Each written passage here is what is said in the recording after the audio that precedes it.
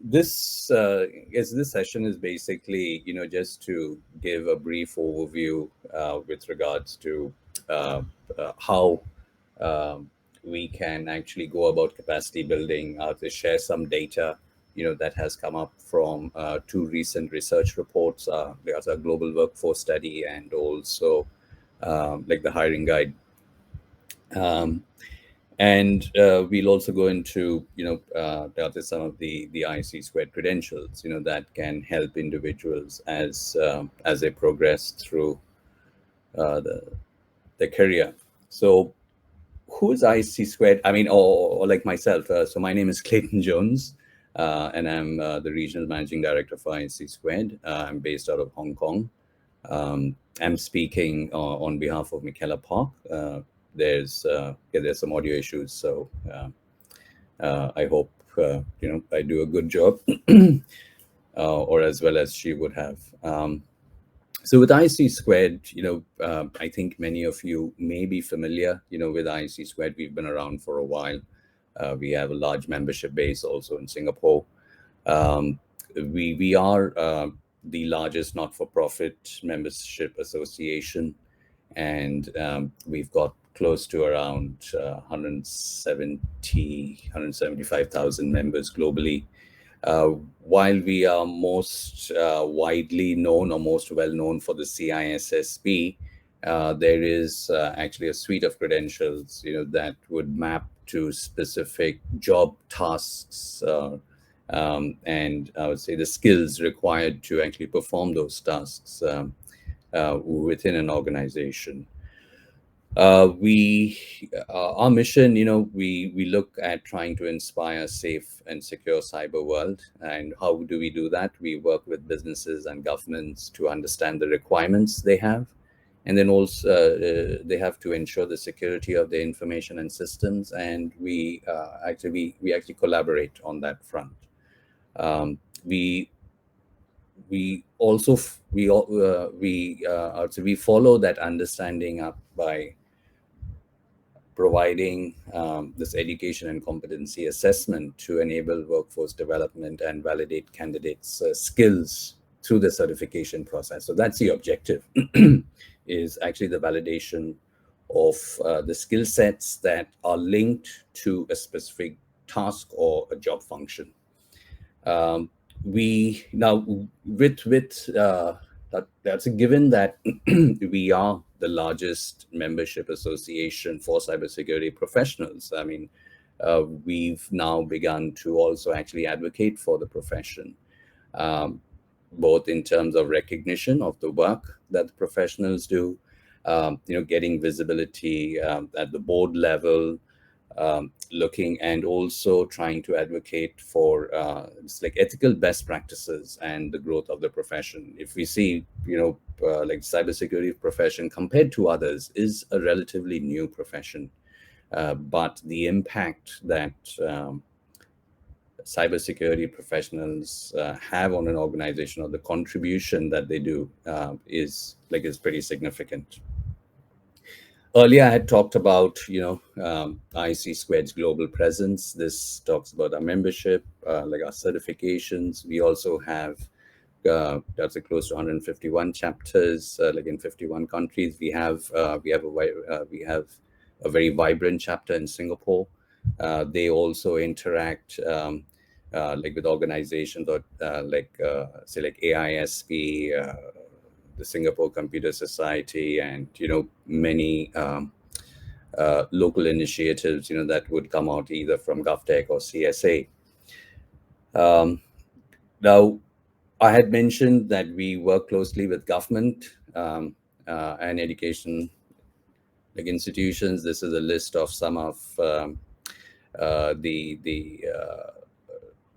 like the recognition, or the accreditation that comes. I mean, over here, I'll just focus on two. Say, for example, the American Council of Education recognizes or actually gives college credits for the training that we offer.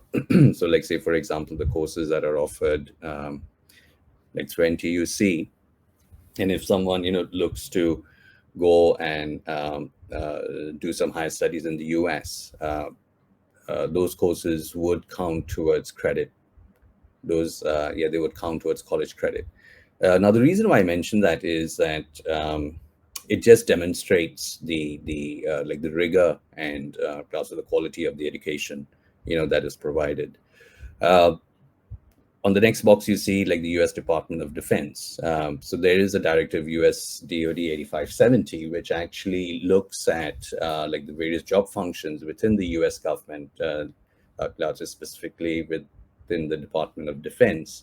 And then they have mapped different credentials to those specific job functions. And ISC squared, our certifications, along with some of the certifications from ISACA and SANS, are also figure in that matrix.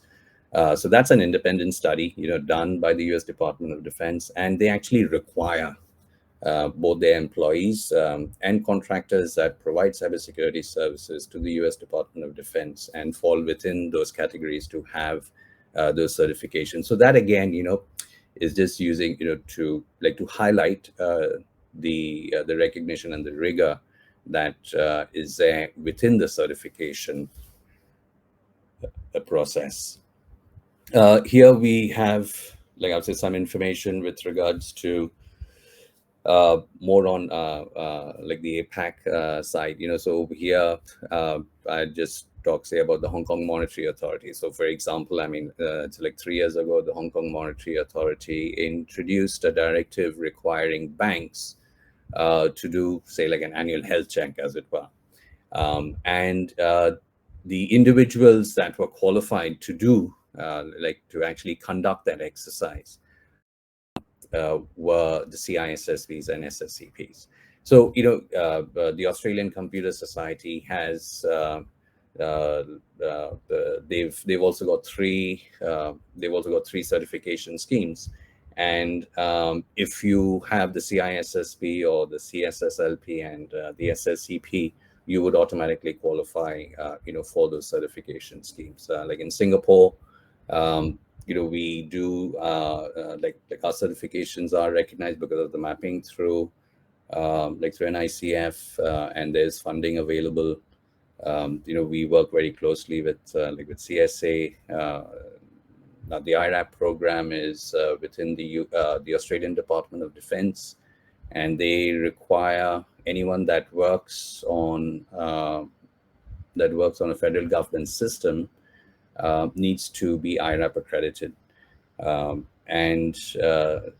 So the IRAP accreditation has two components, one being like the technical skills, the other being, the background checks and all the other things that would go when you're engaged in sensitive work. The ISC squared CISSP is one of the certifications, that's recognized as meeting the technical requirement. So this again, it's just to show some of the recognition that's there for our certifications. Now,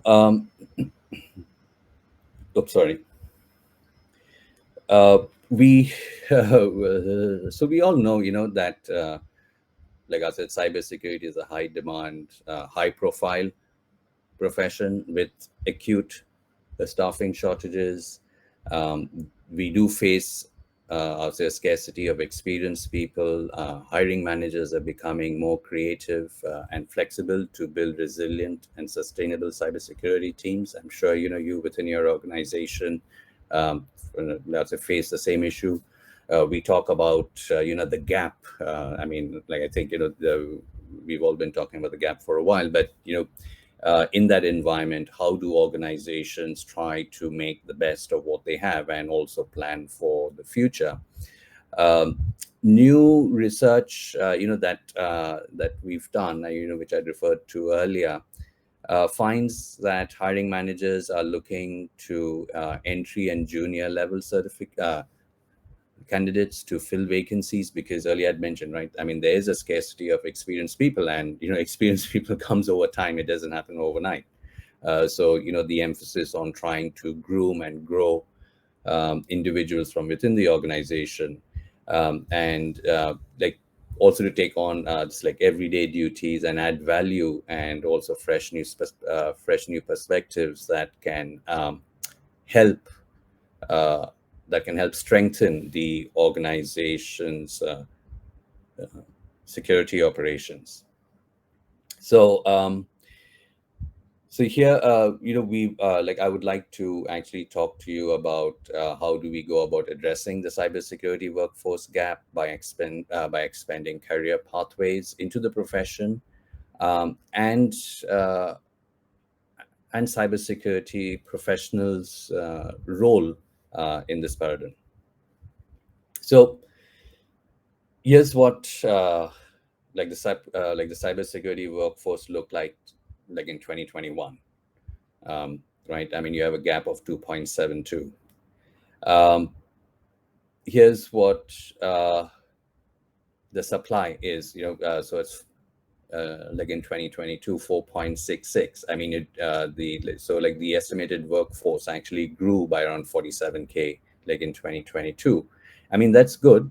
However, the need also increased. And with that, so did the gap. So we do see growth, but that growth is not keeping up with the need or the demand. And so we like our research actually suggests that the cybersecurity workforce needs to grow at least by around 58% to effectively defend organizational critical assets. Yeah, this is what we are. And in terms of the Asia, like in terms of the Asia Pacific region, like again, like the workforce gap grew over last year. I mean, we see that because also, one factor that I think we should also take into consideration is, I mean, we are all coming out of like after the COVID pandemic, and that does impact, say, like organizational investment, business, and we've seen, and now things are beginning to get to normal. So, there will be also that increased requirement. This slide, talks about like the breakdown within the Asia Pacific region, and you'd see like in Singapore is doing pretty well, with the gap being only 6.1K. Like after Japan, the workforce gap like is pretty significant, and then we've also listed data on Korea. Um, the workforce study is also available on our website. So if you want to have also the full report, you could so you could go to our website, or you could reach out to James, and we'll help share that information with you. This is a scary thought, okay? Because when you look at supply chain issues and on the overall integration of the ecosystem, and from so we estimate that close to around 0.88% of companies with fewer than 5 employees have at least one security employee, and this is an estimated based on an extrapolation of the data, and it's not it's not a hard and fast number. Our estimate range would be that the numbers somewhere between 0.22 and 1.9%. So whatever the number is, the scenario is actually quite dire. And how do we address this? Because it's not about having the large organization secure. If the small businesses are not secure, then the overall ecosystem within an economy, like in many ways, is actually impacted. So we talked about the gap. Here, on this slide, we actually look at the impact. So I think we all recognize now that the impact of staffing shortages actually leaves the organizations a lot more vulnerable, and we all know that cyber attacks will keep on coming, with or without enough people to defend them. So that's not going to stop. And how do we go about trying to best address them? I mean, so over here, we've from the study, it actually highlights. So just because there is also a shortage of staff, close from 38% of the respondents said that there's not enough time to even adequately train each cybersecurity team member, because they don't have time, right? I mean, so that's an issue that also needs to be addressed. So we know what the issue is, we know what the gap is, we know how the organizations get impacted. Let's see how organizations are actually going about trying to close the gap.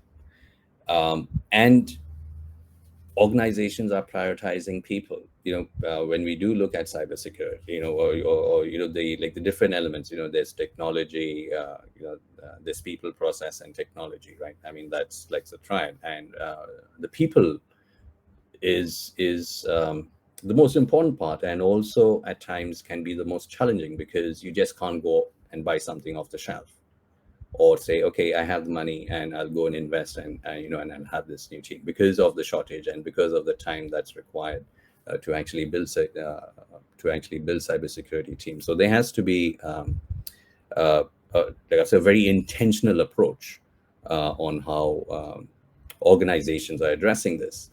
So when we asked the organizations to actually rank the various the impact of various elements have on closing the cybersecurity workforce gap, 62% of respondents ranked recruiting, hiring, and onboarding of new staff as having the greatest impact on shrinking the cybersecurity workforce gap. This was followed by diversity, equity, and inclusion initiatives. And this at 57%, and then again hiring for attitude and aptitude, and training for the technical skills. So you can hire, but then it's like one taking from the other. So you do a lot of poaching, and so in many ways that. While you build one, I mean, that's another organization may be impacted. So the thing is to actually grow the overall pool. These and other data signal that while important, cybersecurity professionals do not view technology investments alone as an adequate proxy for more people doing the work. There is the use of AI, and there's a lot of automation that has done so actually even within a SOC function. I mean, there are a lot of roles and tasks that are automated, but that doesn't take away the element and the input of human intelligence. So that's there. Now, when we ask, okay, what are the most effective ways to develop talent? Certifications are considered the most effective method. And so when I talk about certifications, I'm not talking about ISC squared certifications alone. I'm talking about certifications in general. I mean, because they help in the attestation of the skills that an individual has to effectively effectively perform the tasks that one is given. The other thing is, what it also does is that it brings about common language. It brings about it brings about a standardized approach, and it actually helps the organizations. Again, certifications are more of a baseline. Also, when I talk about if I refer to IC squared certifications, I mean, what we our certifications are baseline. I mean, so basically what we say is that that is the bare minimum that individual can do. So it's not the top, it's the baseline, and then you build from that. Um, the other so the other piece is, like some insight over here is, they had viewed, in-house training actually topped the list, uh, like at smaller companies, while mid-sized organizations actually preferred conferences, and large companies, they actually favored webinars. So, also depending on the size of the organization, how they invest or what they find, like that's an effective way to develop talent, is um, uh, like it's actually guided by that. I mean, so what this means is there's no one approach, right? I mean, it's basically looking at the size of the organization, the nature of the organization, and then how best you go about developing like your talent. Um, the Here we look at, like the hiring managers guide, and we surveyed what were the top 5 tasks. So you've got so you've got monitoring, you've got documentation, like and processing, using scripting language, you've got incident response, and you've got reporting. I mean, these being uh, like uh, like the top 5 tasks. And we also found some general trends linking task assignment to experience. So like experience does also play a role.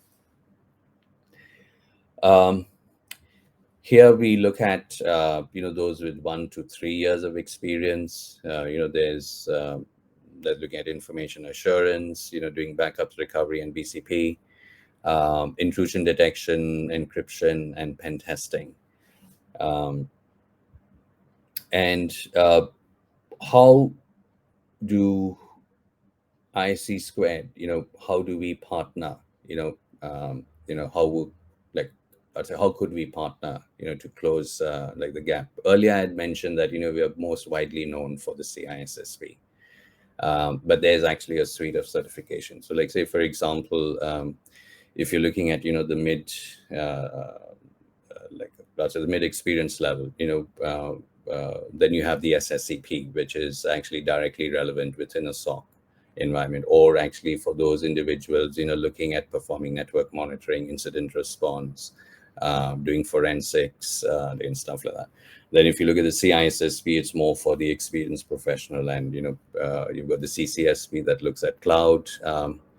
And so this year we actually introduced like the certified in cybersecurity, and this certification, I will talk a bit more of it in detail this later on, is actually aimed at the very entry level. And that is because when we looked like at the start of the presentation, we were saying that, okay, there are organizations that are trying to build like the pipeline, because you just can't go out there and say, okay, I have someone, say, like with 5 years experience.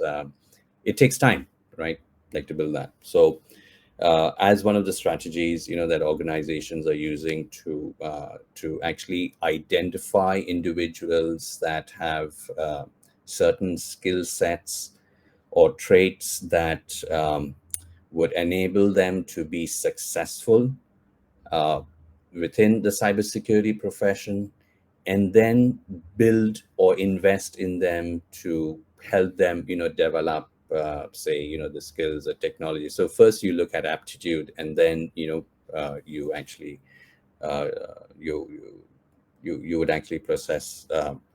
Now, so you would proceed from there. Um, so our the so like as I mentioned, like our new certification, the CC, as we call it, which is like certified in cybersecurity, um, is there to provide like a pathway for those looking to enter the cybersecurity workforce. It allows those without experience to prove that they have the foundational knowledge and skills, that are actually determined by members like you, to join a team learn on the job, and then help us to actually foster the next generation of cybersecurity professionals. I mean, that's the overall objective, is to provide the that entry pathway, and invest and build on those individuals, as they progress through their career. We envision, like certified in cybersecurity to be the first step, like for many looking to build a cybersecurity career, eventually working their way to additional professional achievements like, the CCSP or the SSCP or CISSP, depending on which path they take within like the cybersecurity workforce. So what does like as a CC cover? And so there are 5 domains, so what we do is we evaluate knowledge and skills across 5 security domains. I mean, you notice that, there is the word experience is missing, right? That's because it is for entry level. So you've got security, so you have like the weightage is there, so you've got 26% for security principles, 10% for BC and DR, that's 22% for access controls, 24 for network security, and 18% for security operations. This is not something that, while we say no experience required, it's not something that, you would wake up one morning and say, okay, I'm going to take the CC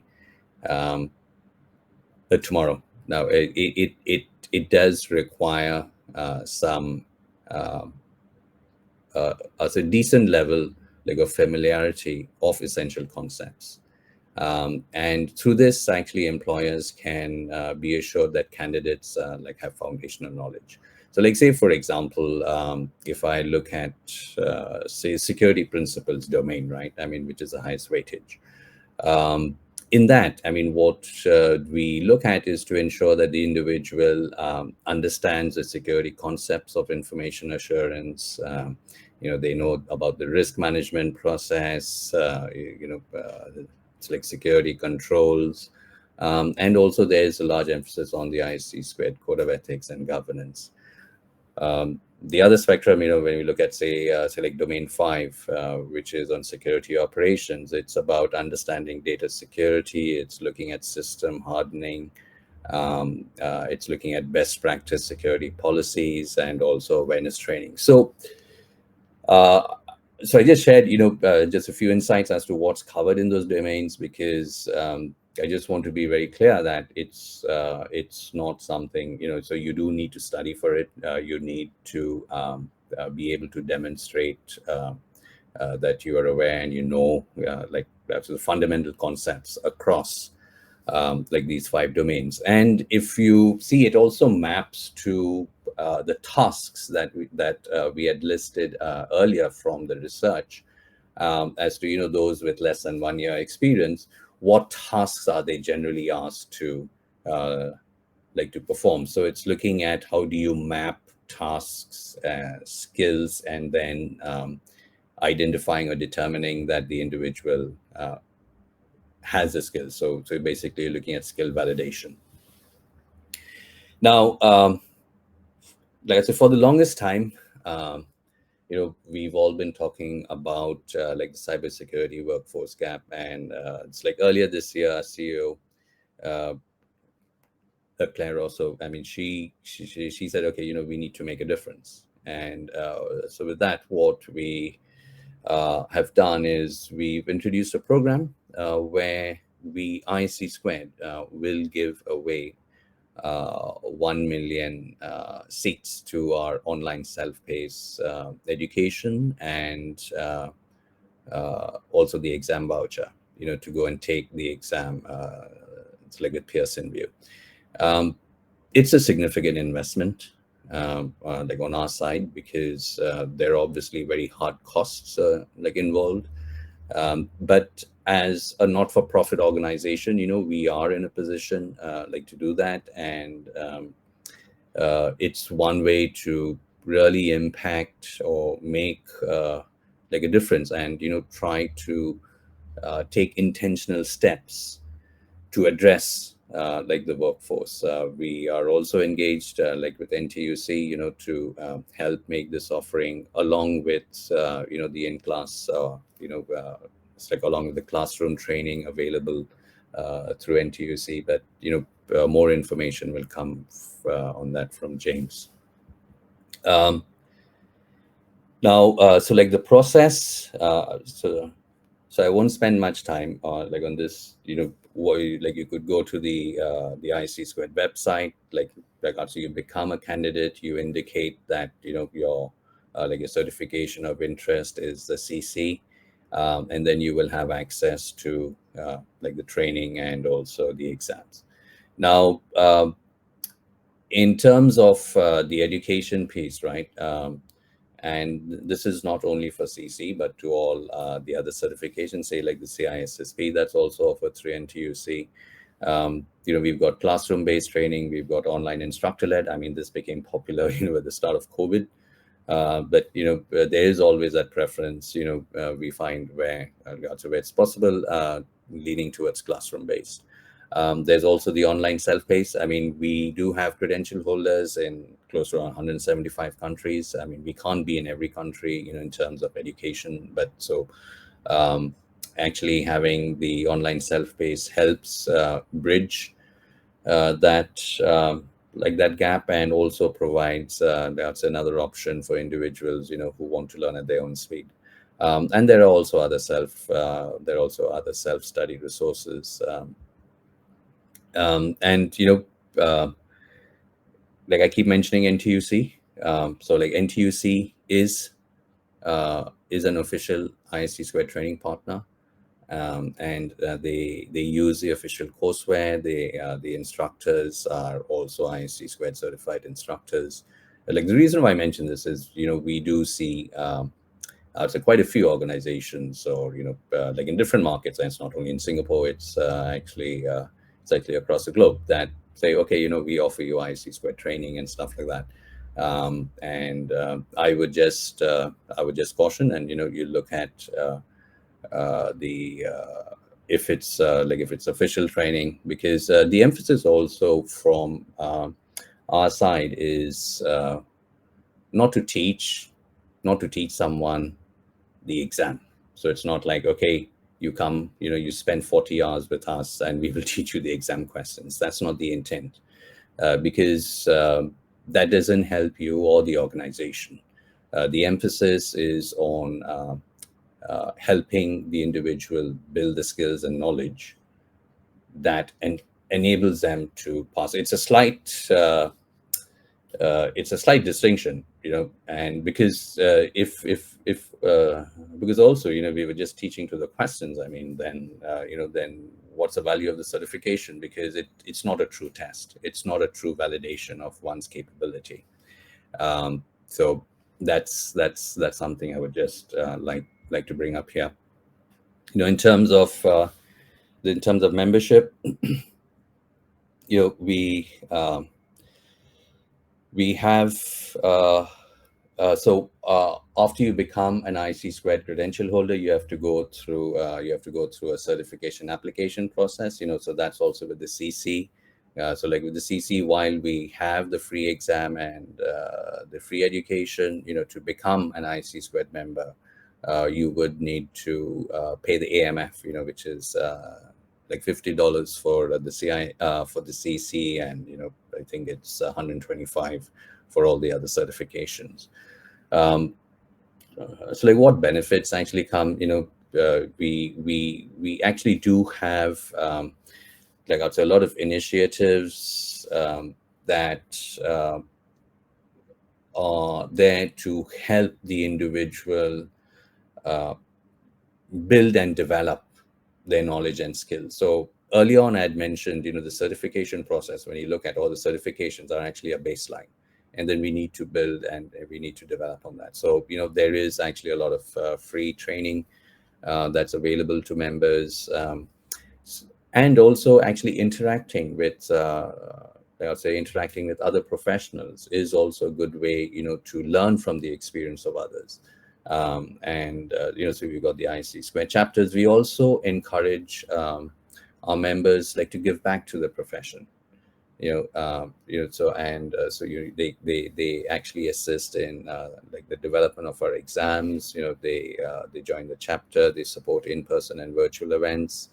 um, and we also engage our membership to actually teach online safety, to children and elders. We look at trying to form partnership with public and private sectors.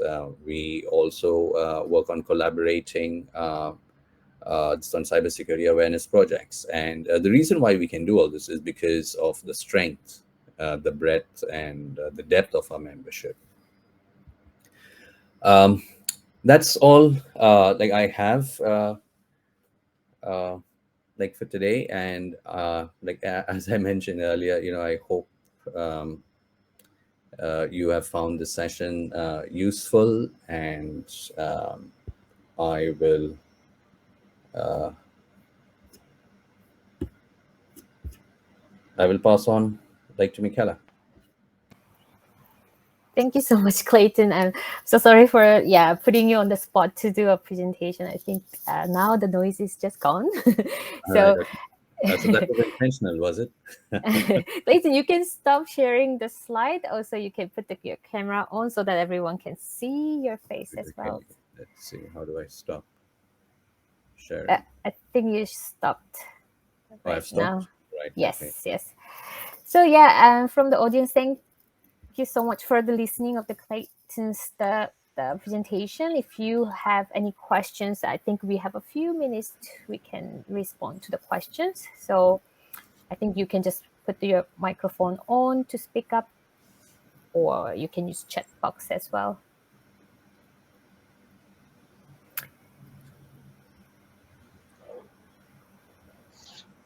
Okay, Yeah, hi, I think this. James, I Sorry. just want to quote your name here. Yeah, if you can Yeah, maybe share some of the ICSK trainings plan or the schedule, how it looks like. Maybe it's the good yeah. I just wanted to share a piece of good news that the CISSP course is currently funded, uh, and which means to say that if you guys are interested to sign up for the course, CSSP, it's a 5-day course. Feel free to reach out to us, NTUC LearningHub, and I think we should have time in December. And we do have our accredited trainers um, for the course. And while we are also planning in 2023 to launch the CSP and the SSCP through uh, through funding as well. So look forward to having IC Square to partner us next year and, and and more years to come. Yeah. In fact, I think for cybersecurity, we have quite a number of events lined up for next year. The notable events like the Black Hat, Cloud Asia Expo, GovWare. These are just some of the events that NTUC Learning Hub will be engaging you. Yeah, and so if there's any questions, feel free to ask. You can turn on mic, or you can, just ask your questions in the chat.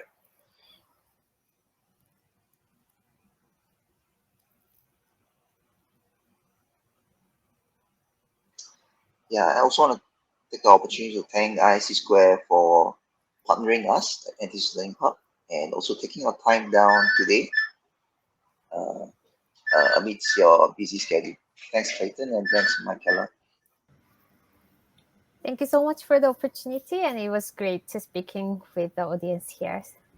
Yeah. Thank you, James. We like as always, we appreciate the engagement that we have, and how we can best help grow like the cybersecurity community in Singapore and in the region. Uh, have a good afternoon, everyone, and enjoy the rest of the session. Um, and if there are any questions, you can always reach out to us. Thank you. Yeah. So, Thank you, everyone. thanks a lot, Michaela. Thanks, Clayton. Bye. Bye bye.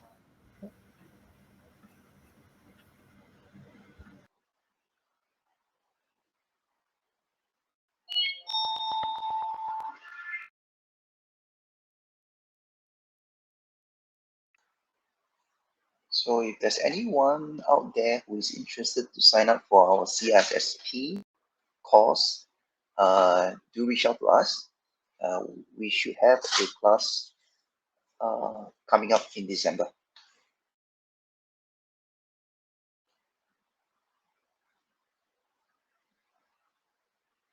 So I think for now, we can all head to the main hall, and then while we wait for the next program, which will be by EC Council. So we have Braven from EC Council to share with us more about what's EC Council and what kind of courses and programs available.